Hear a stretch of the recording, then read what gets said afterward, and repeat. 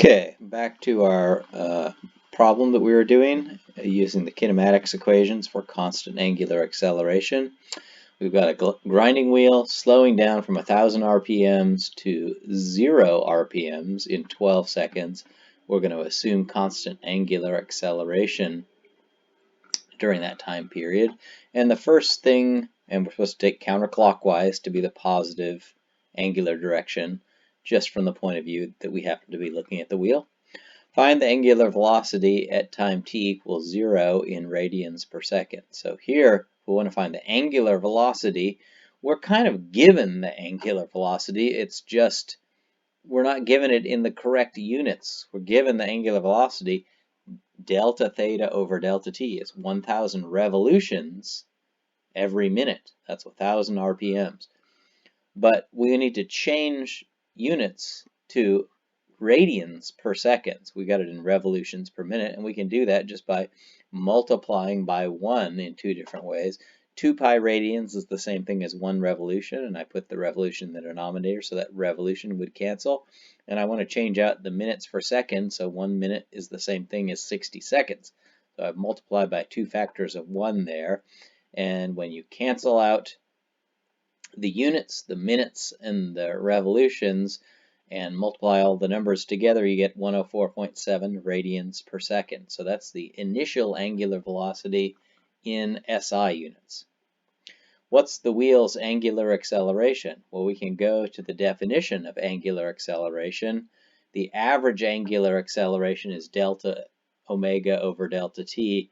And in this case, if the angular acceleration is constant, the average is the instantaneous. So I can get the instantaneous angular acceleration from delta omega over delta t. And we know it went from 104.7 radians per second to 0 radians per second in 12 seconds. So plugging that in, this is final, which is 0 minus initial, so that gives us a negative change in omega in the numerator, and that is minus 8.73 radians per second squared. So that means it's actually slowing down in the positive direction. Or in other words, if it has a positive omega, then it's slowing down if it has a negative alpha. What's the wheel's angular velocity after 3.7 seconds? So in this case, I know the angular velocity at a certain time, and I want to know it at a later time, in which case the whole time in between it's been undergoing constant angular acceleration. So I can use my constant alpha kinematics equations. In particular, the one that tells me omega as a function of time is just like the one that tells us Vx as a function of time. And we plug in the quantities we already know. We know alpha is negative in our coordinate system. Omega 0 is positive, and we plug in the t we want because t equals 0 defines when this whole thing starts. And we get omega final is 72.4 radians per second. That's how fast it's spinning, excuse me, after 3.7 seconds. Finally, how many revolutions does the wheel turn through from time t equals 0 until stopping? Revolutions is a measure of angle. So what I would like to know is what is the total angle it moves through in the time it takes it to stop. And in this case, again, I can use the constant kinematics equation.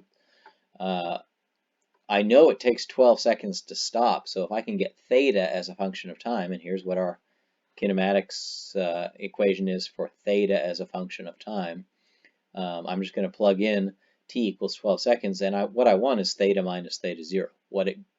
How much theta increases beyond whatever theta it was at time t equals 0. We could have said theta 0 is 0, but no need to specify here. So we get omega 0 times t, same omega 0 we got in part A, plus 1/2 alpha, and our alpha is negative in our coordinate system, times t squared. Putting that all together, we get 627.8 radians. We were asked for the answer in revolutions, so I'm just going to do a unit change here. If I've got it in radians, 1 revolution is the same thing as 2 pi radians. That allows the radians to cancel and gives me 99.9 revolutions. Is how almost exactly 100 revolutions in those 12 seconds. Part E. what is the wheel's angular velocity after it's moved through 60 revolutions since time t equals 0, right? It moves 100 revolutions, so this is just part of the time. What's the wheel's angular velocity at that time? And again, I can use a kinematics equation. I don't really know anything about the time that it takes to do that, and I don't want to know anything about the time, so I'd rather use that kinematics equation that doesn't have a t in it at all, that relates how far the thing has moved an angle to the final angular velocity. And so this is what we might call the third kinematics equation relative to the way I used them in class. And in this case, if it's gone 60 revolutions,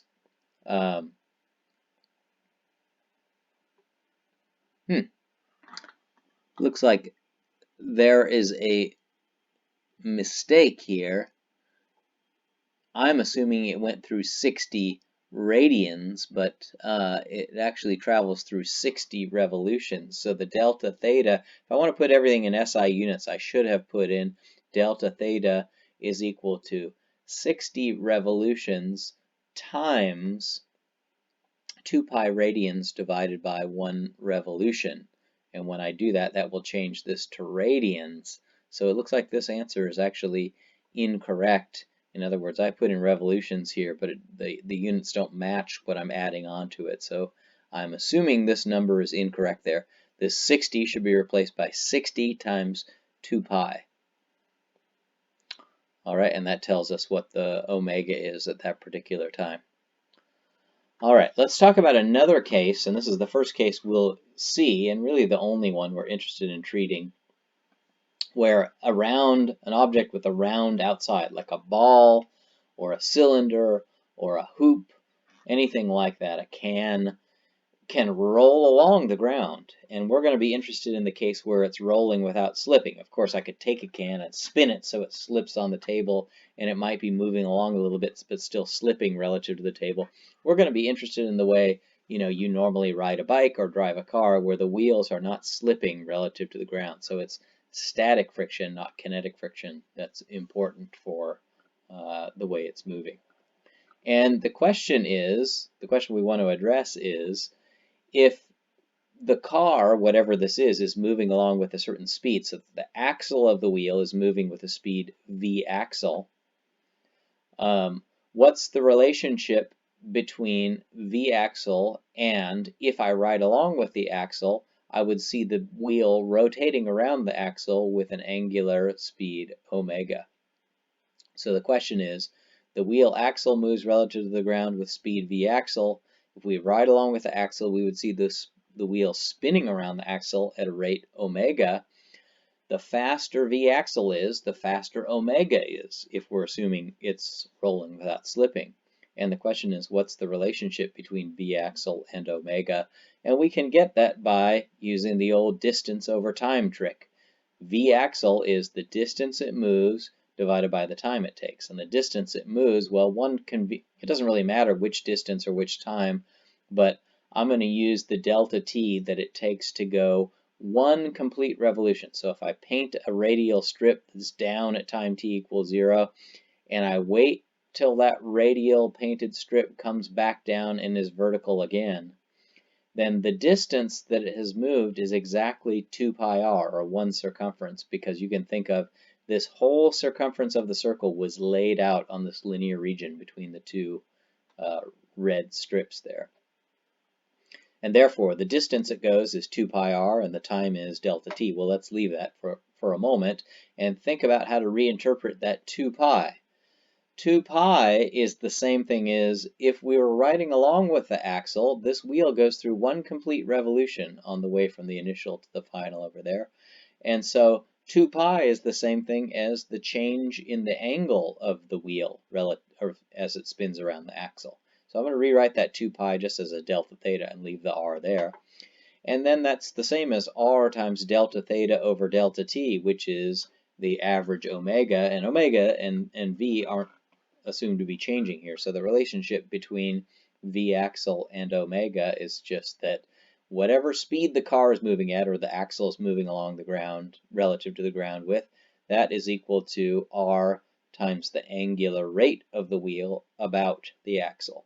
So that's a relationship between a linear and an angular quantity. And in fact, it looks just like the relationship between v and omega we had for the speed at which something is moving around a circle. But in this case, the meaning is a little bit different. And r here always means the radius of the entire wheel.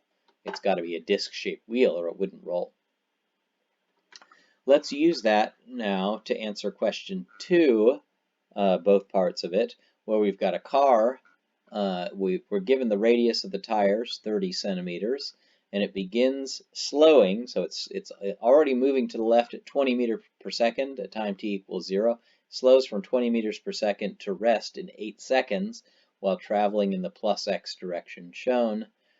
And we're going to call the direction the wheels will be rotating, which is counterclockwise. We'll call that positive angular velocity during this slowing process. What's the angular velocity of one of the wheels at time t equals 0, and what is the total number of revolutions each wheel goes through on the way to stopping? Try that, and we'll be back with the solution.